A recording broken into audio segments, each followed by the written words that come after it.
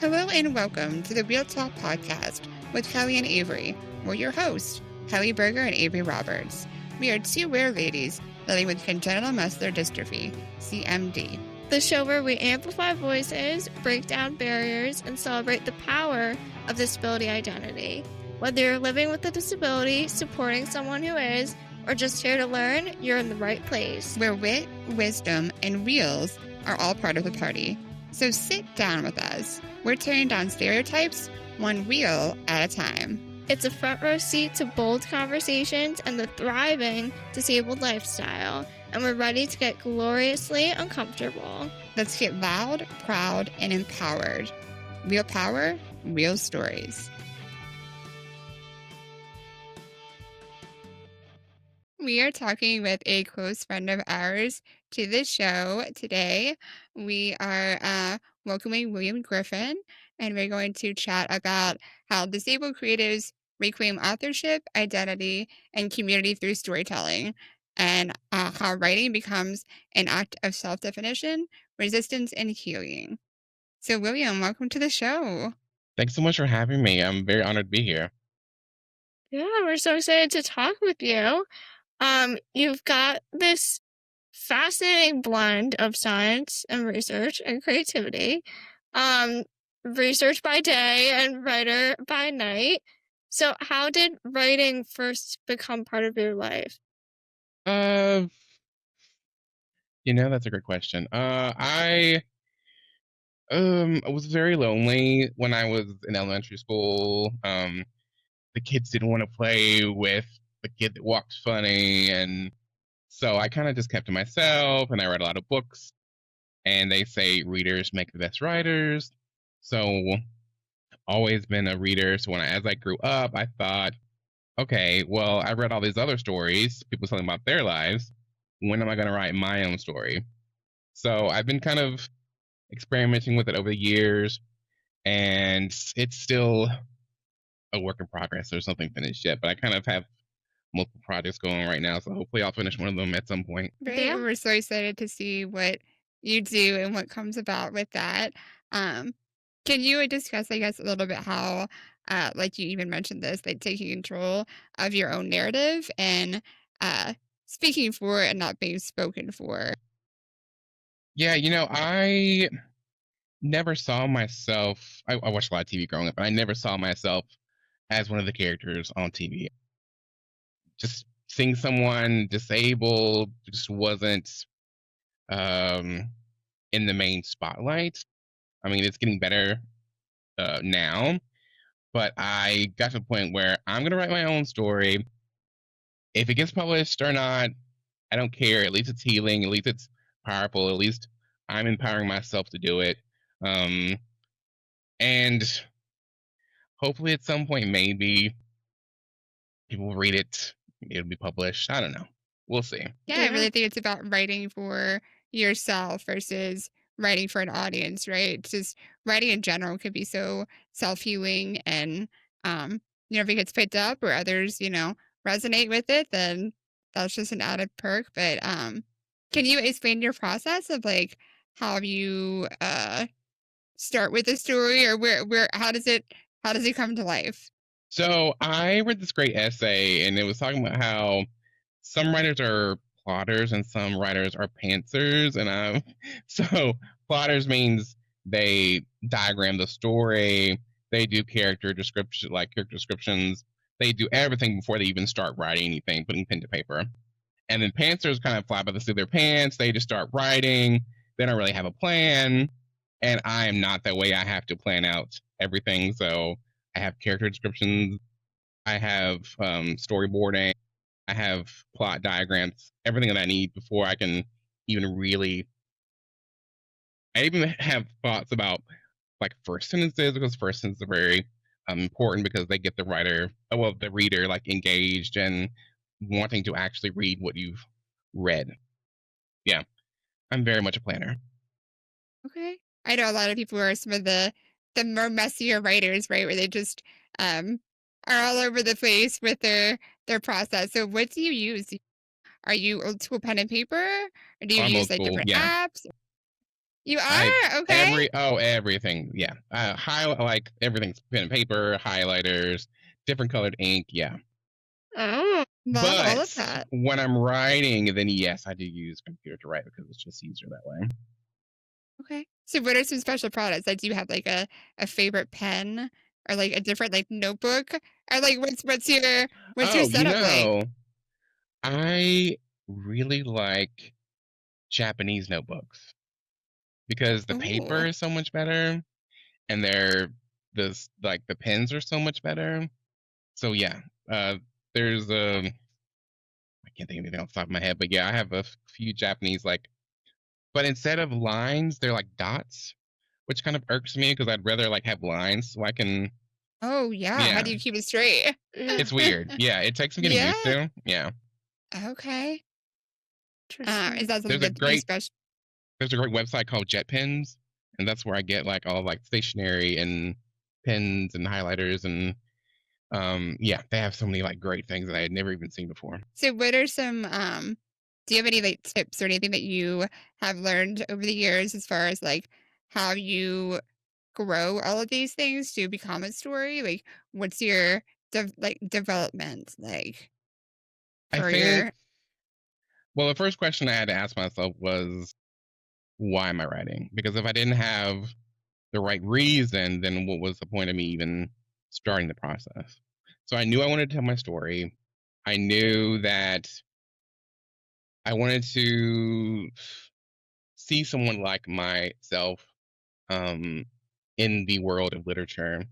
Um, so I started there. I'm like, okay, yes, I do want to write. This much I know. Then I started with, do I want to write fiction? Do I want to write nonfiction? Like, what do I want to do? I grew up in the South. I grew up in a very conservative family. We didn't share our feelings. We kind of swept stuff under the rug. So I knew that I probably didn't want to write nonfiction because I couldn't be vulnerable enough to it's something that would be compelling if it was nonfiction. Maybe at some point I will get there, but right now that's just not me. So most of the time I will focus on fiction. I'm even thought about doing autofiction, which is kind of like an autobiography but fictional. Um, yeah. So uh, maybe nonfiction in the future. I don't know. But right now it's just all fiction. Um, character descriptions, so I got all those written down. Um, I've done some plot diagramming, like so the rising action, those the things you kind of learn like when you're writing in high school. Um, and then I just go from there. And then I watch a lot of TV because that's a great place to learn about dialogue between characters. Believe it or not, Real Housewives, great way to learn about dialogue. yeah, Great okay, way to learn about dramatic. character interaction. Oh yeah, great way to learn about character interaction. Um, let's see here. Amy Sherman Palladino, she's a great writer. She wrote Gilmore Girls, Bunheads, Martha's Maisel. Great writer of like dialogue, punchy dialogue. So I watched a lot of TV to kind of get a sense for that because I was never really great at writing dialogue. So that's a great place to start, TV. And then I go through one project I have right now is on like draft 8 probably, and that's even before I've submitted it to. Well, first the publishing work can be a little bit finicky. You have to find a literary agent. Once you find a literary agent, then they shop your manuscript around to multiple publishers. And then if you're lucky enough to actually sell the manuscript, then you'll have to begin the edit process all over again. So yeah, it can be kind of daunting when you think about it. But you don't even have to do that. You can have your own blog. You can have your own blog. You can self-publish. There's multiple routes that you can take to get your Yeah. stuff out there. I feel like that's becoming more and more popular, like self-publishing, being an independent publisher too. Like, it's so interesting kind of how the industry is kind of moving.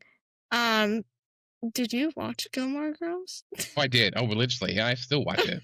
It's I still know. like there's Amy Sherman Palladino has such and her husband Dan, they both write together. They just have this distinct writing style that you can tell it apart from other writers, and I want to be I want to be able to have my voice distinctive from other writers as well. Yeah. That's why I admire them so much. Yeah, I love that. And I feel like you had talked about seeing yourself in pieces. And I feel like that's also community too. Like when someone reads a piece and says, I see myself in this, like that's connection. Um, and when you think about claiming the pen, it feels like a shift from being an affected individual living with CMD to being a writer. And like, can you kind of talk on that? Like, how has that changed how you see yourself? It's difficult because when you grow up watching TV, kind of, and maybe it's just me, I got the feeling that they were like maybe two characters that you would like, two disabled characters you would always see on TV. The happy go lucky, like I can do anything sort of person, or you get the person that is just really bitter about life and stuck in a Who wheelchair, who was and just in an accident? yeah, Yeah, it's you get like one end of the spectrum. And I was like, okay, well, that's not me. Like, none of those characters are me. So I wanted to write my story. I'm not in a wheelchair. Sometimes I felt like I was not disabled enough. It's a battle, like an inner battle that I have to fight. And I don't know. I just got tired of like not being able to identify with anyone in a story, no one on TV. Like, I want to see someone like myself that I can actually say, like, oh, I identify with that. That's me. I've had that experience. So I think that's important. I mean, you feel for like you sure. belong when you see, like, when you read something or see something that resonates with you. I mean, I think that's the point of writing, ultimately. Yeah, for sure. You touched on such a important thing of being not disabled enough, or I know a Mhm. lot of people will struggle too with the opposite of being, too much. Am I too much? Am I too, you know, leaning into that so much? So I like that you touched on that for sure. And also, toying with going from pivoting from being a patient or an inspiration to actually being, hey, no, I am the author, I'm the creator, and this is my story. I think a lot of us struggle with claiming and owning that, because that's a really, really hard dance to come to terms with for sure. Yeah, Yeah, I think it's important to, like, when you're writing, talk about your diagnosis, but don't write about it so clinically. Pivot to, like, from being a clinician, like, what is your diagnosis, to how did it make you feel? What do you feel like on a daily basis? How did it make your friends feel? How does it make your family feel? Like, tell me about how this has affected your life as a whole, not just from a physical or perspective, but also a mental perspective as well. yeah. And I feel like that kind of goes back to how it kind of evolves. Like you change how you see yourself too. Do you have a favorite disabled writer or like a quote that inspires your Hmm. work? Obviously, I hear a lot of like Gilmore Girls, Real There is Housewives, which someone I'm gonna be thinking about later. I love that. I actually have someone I'm obsessed with right now. Her name is Sao Ichikawa. She has congenital myopathy as well. She back in 2023 she won the highest literary award in Japan. And she just was nominated this year for the Booker International Prize. Yeah, I feel like And I remember seeing that. Yeah. Yeah, so she this name sounds familiar a little bit. Yeah. so she wrote this book called Hunchback. Oh, Nice. right. Okay. Yeah. Yes, and Right. she's Yeah. phenomenal because I read an interview about her, and she said how she was kicked out of school at age Mm, 13 because she was on a ventilator and the school ugh, didn't want to deal with her. And I mm, thought that was just horrible. And she just got to a point where she was fed up and yeah. was like, I'm gonna write my own story. So that's what she Mhm. did with Hunchback. Not for children or young adults. It's very like A little um raunchy, little, a yeah. little raunchy. Yes, it can be a little. Yes, it can be a little raunchy. But she decided to. She got tired of seeing her body as grotesque. She wanted to see her body as something she could take ownership of, and that would be desirable. And so she wrote Hunchback and about intimate relationships, and um, it was just really great. And she, when I was reading it, she had this quote. The longer I lived, the more my body collapsed into an ever more aberrant shape. It wasn't collapsing into death. Rather, it collapsed so as to live. Collapsed as a testament to all the time I'd withstood. To live, my body breaks. And I just thought that was so great. Like, I literally started bawling when I read it because I was like, I get that. Like, I live that. Like, I resonates with me. So, yeah, I think she's someone that everyone should read. I think, and Hunchback is only, it's a It's really really short short. book. It's I know, really I was short, like, "This yeah. is it?" I wanted more. I wanted more. I was like, So I "Oh, definitely want to read yeah, her other stuff as well. for sure." And of course, Yeah, there's I Alice really Long. I mean, but I feel like everyone knows her by now. classic. There's Sarah Novich, Rebecca Tossig, um, Haben Girma. There's Kaya Brown, Chloe Cooper Jones. So it's just some of those current people that are writing. A lot of like deaf authors, blind authors, people with learning disabilities. Yeah. So Yeah, no, thanks for sharing that with us, and I hope our readers, dive into more of those, people that you mentioned in that quote too, like, wow. So, so good, So for sure. powerful. And, what do you think about obviously, we want our disabled stories to be heard and said, but what about setting boundaries with, like, what you share? Do you think it's important to, like, have that line of, like, was that an overshare? Is that too like, how do you set those boundaries, or what do you see as um, appropriate to I think I'm a little tired of boundaries now. Okay. Whenever I read something, I think Alice Wong is very upfront about what she writes. I think there are some other authors that kind of hold back. I think there is a spectrum of what authors are willing to share, but I don't know. I want to know what someone's daily life is like how what's it like for them when they wake up in the morning, what's their daily routine, um, how do they go to work, how do they go to school. Like, I want to know like what does their day look like compared to everyone else's. Like, what struggles do you see for yourself on a daily basis? Like, I want to know everything because I feel like we have to be upfront and honest, or else are we really sharing our authentic voice if we're not doing that? Right? It's about finding that space to be vulnerable and still be visible. Still, yeah, I mean, it's a lot to really put all of that out there, but a lot of people just aren't aware or don't know, what our day-to-day lives look like.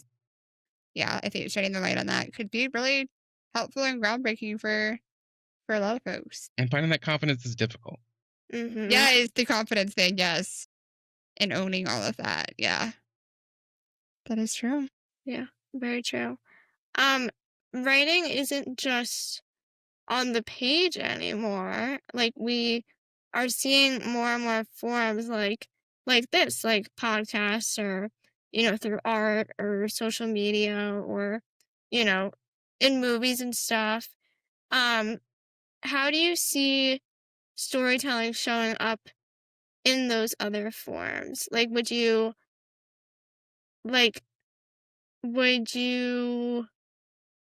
want to see more of that? Like a more, different forms? Or do you feel like, no, let's stick to like the pen and The paper, words. the Yeah. words? Yeah. Well, I think it's important for creators to do what they're comfortable with. Because Yeah. some people don't want to write. Some people want to create art. Some people want to do videos. Some people want to do podcasts. It could be anything. Just whatever you can do to get your point of view out there, I think is important. Because for too long, I think our stories have been told by people that don't have disabilities. And I'm Preach. tired of it. Yeah. Yeah. So I'm hoping that there will be more and more people that are willing to share their voices, share their talents, and make those community connections. Because I think, though, this day and age, I think it's becoming more and more important to create those social connections between people. So, Yeah. I love that. I love feisty William. Yeah. Sassy. Yes. I loved it. I hope it encourages, yeah, others to get out there. So what is take us through like your regimen of how you get amped up to like start Like, do you writing. Do put, you have like, like yeah. Do you put, do you have like, the like Real Housewives candles? on? Like what's the vibe? Like do you get candles, mood lighting? Like what's the There setup to will really let oh, the there'll definitely be creativity? music on. Definitely be music. Oh, like, what kind of Um, music? so it depends on my mood. If I'm writing something serious, I might put on like 80s rock or something. Oh, Oh my god, okay, did not expect Yeah. that. For Y- serious? Yeah, It's like cheesy. if I'm feeling really angry, I'll put on some rap, like some Oh, okay. R&B, like some kind of like protest music, something. If I'm feeling sad, maybe some like jazz or something. Like I kind of try to match the music to the mood, and that kind of helps me get in the headspace of writing. yeah. Do you usually have, like, food with you? Oh, there'll always be water nearby. There'll always be chocolate. Fortunately, no potato chips anymore because high blood pressure. Getting old. Yeah. Yeah, not great. So yeah, Boo. something healthy, or at least try to. And then there has to be like, um, I can't like be near a window or something that will distract my attention because I Mm. feel like as I've gotten older that I might have adult ADHD because if someone's You is see out a walking squirrel? their exactly if someone's out walking their dog, I may like start watching them walking their dog, or if I hear a cop car or like an ambulance, or if my neighbors are outside chatting, I'm like, oh, I wonder what they're gossiping about. So yeah, I can't be near the window. Yes. Oh yeah, I have to turn my phone off because my phone's always dinging and I don't even know what it is. I mean, a text message, ESPN, CNN. I mean, it could be anything, and that distracts my attention. So yeah, Daily Mail, I feel like that's always ugh, one. so bad. I even tried uninstalling apps, but then I don't know. I got FOMO and I had to reinstall like Oh, the news and got sucked back in. yeah, every single time. But yeah, now I Oh. just turn it off. So what's for those out there that like want to create and want to start writing, like what's a prompt that you would suggest as like this Hmm. is a great one to start with? Like how do you initiate? Like I bet sometimes the first or the hardest part is the first part, right? It's writing that first sentence, writing that It's very difficult. first Yeah. whatever. So like how do you overcome that and just let that writer's flow and get out of that block of like how do I even start? What are some tips there? So when I first started, I asked myself, and I talked about this earlier, how did it make me feel when I found out that I had muscular dystrophy? How did people treat me? Um, how did it affect my life? Um, and then I asked myself, okay, well, how did this disability evolve over time? Because I was told as a child it was going to get worse as I got older, and was I prepared for how it would affect me when I got older? And as I was writing, I was like, no, I was not prepared whatsoever.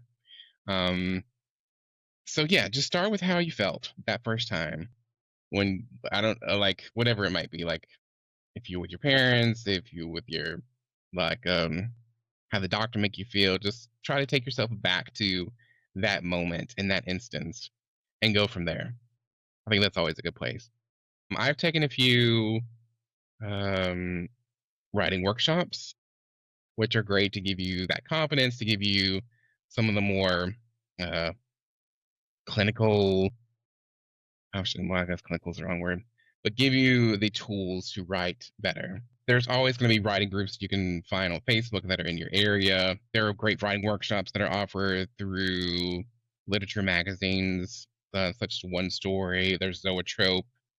Uh, and then there's also some free things offered through colleges as well. So just check and see what's in your area. There might be some of the colleges in your area. Check Facebook, just whatever you have access to. And I think that's a great way of starting because in the writing world, if you're in an MFA program, it's called workshopping.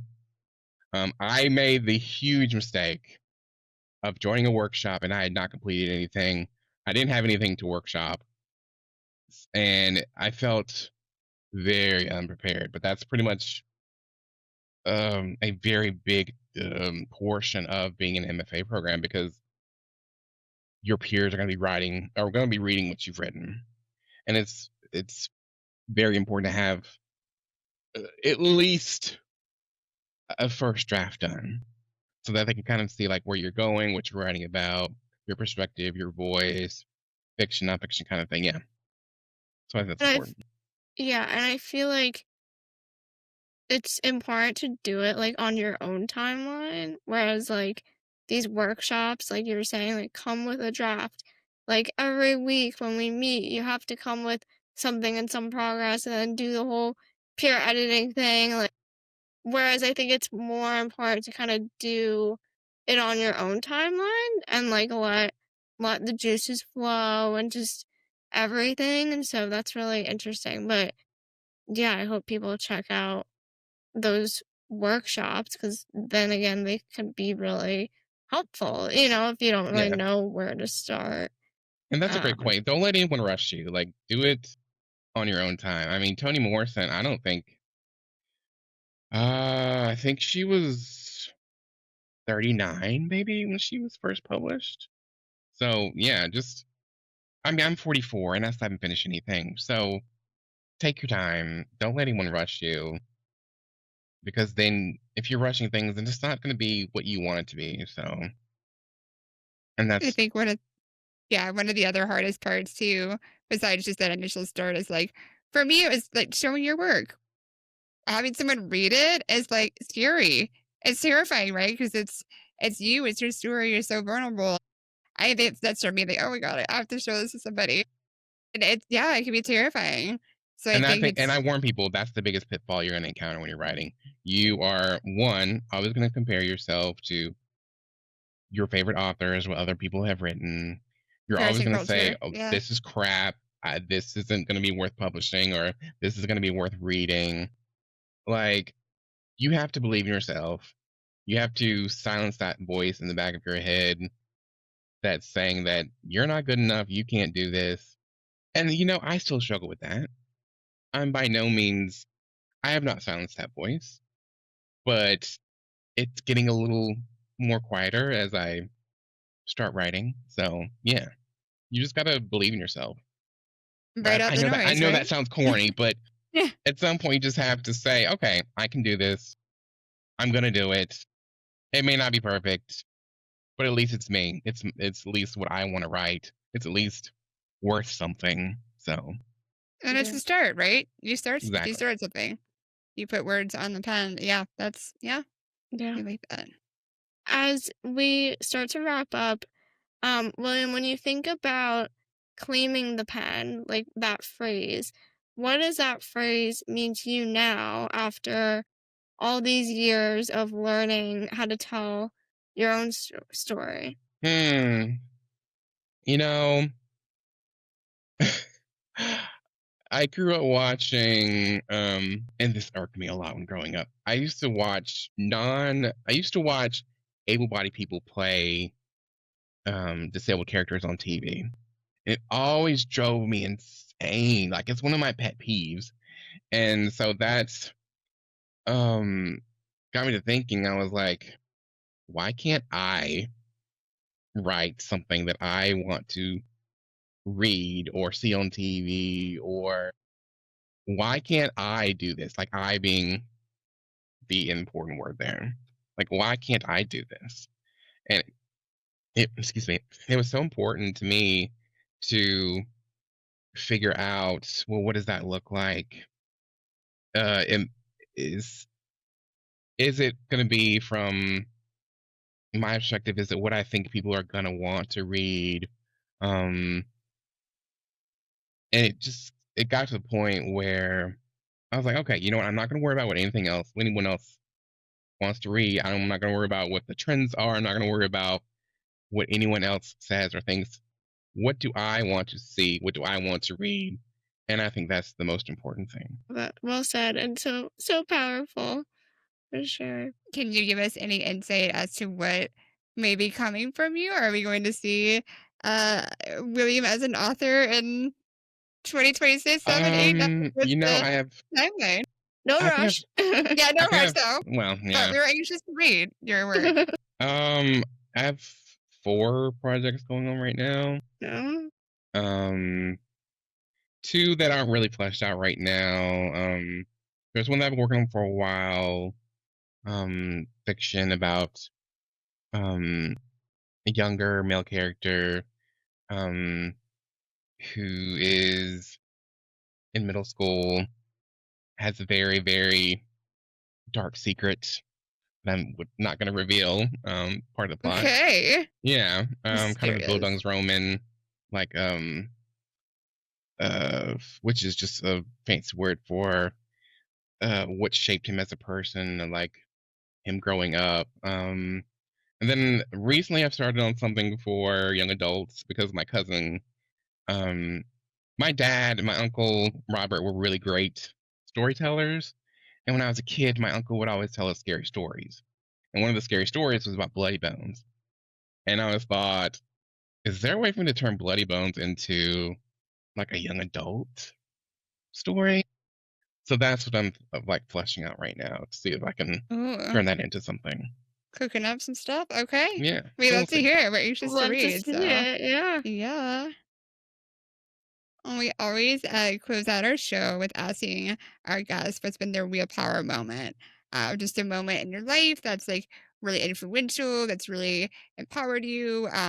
So, William, what's been your real power moment? Oh, that's a good question. I think the first time I really felt empowered was in high school when I was doing Quiz Bowl because I always had this really deep desire to play sports when I was a kid because that's where everyone made their connections, but I couldn't do that. But when I found Quiz Bowl, I was like, oh, this is something I can do. Like, I have all sorts of random facts. Like, this is something that I can compete in that I felt really special. And then I continued to do Honda Campus All Star Challenge, which was the quiz bowl for my college and other HBCUs. And it just was empowering to meet so many different people from different schools, different colleges, and me learning about them learning about me. And I don't know, I think it was very empowering, us sharing our different stories along with competing against each other in these knowledge bowls. So, yeah. Yeah, I love that. Mhm. And I love how like personal it is too. I love that. Well, I feel like this episode has really shown that disabled stories and, whatever your story is I feel like an act of, you know, your like growing your confidence and Mm. of healing in a way, and that like defiance, but that it's also never finished, and so we keep drafting and rewriting and living into it. So I feel like for anyone and everyone listening, like what's your draft one? What's the story that you're still learning how to tell? And so I would just encourage everyone to keep writing, keep claiming the pen and claiming your space. So thank you so much, William. Thank you so much for having me. It's been This is a so really great fun. experience. I appreciate both of you so much. Thank you. Thank you so much for tuning in to this inclusive space where disability radiates and every listen helps amplify disabled voices that deserve to be heard. We're so grateful you're on this journey with us. We share real stories, honest conversations, and expert insights that challenge misconceptions. Because disability doesn't define us, it's just a different way of experiencing the world. Your support keeps this beautifully disabled, slightly chaotic show rolling. You are truly the real MVPs. We have power, real stories.